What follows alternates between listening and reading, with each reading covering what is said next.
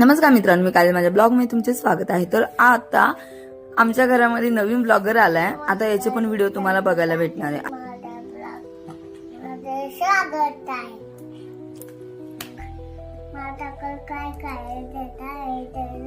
ढेडा पण आहे तुझ्याकडे? आज कोणते नवीन किचन मध्ये दिसतंय ना। आता अगस्टच्या डॅडाने आज मनावं घेतलं होतं, त्यांना पुलाव बनवायचा होता। अचानकच प्लॅन केला, अचानकच सगळं काय ठरलं आणि मग काय तयारीला लागले। प्रत्येक भाजी धुवायला एका भाजीला एक एक भांड वापरत होते।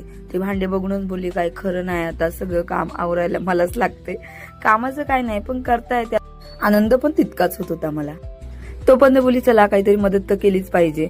मग बीन्स कट करायला घेतलं, तोपर्यंत इकडे चालूच होतं, अशी का कट करती तशी का कट करती, मीडियम कर, बारीक कर, अजून मोठी कर। ते करता करता बोले आपण केलेलंच बरं असतं। त्यानंतर माझ्या राजकुमाराला मस्त मी असा बेसनाचा लाडू दिला होता। अगस्टला माझे लाडू वगैरे खूप आवडतात। त्याच्या जवळ बसून किचन मध्ये जात नाही तोपर्यंत बापा बापा हा पसारा बघून तर माझं डोकंच दुखायला लागलं। कारण एकच फक्त रेसिपी करायची आहे, पुलाव बनवायचा आहे, व्हेज पुलाव, त्यासाठी पण एवढा पसारा।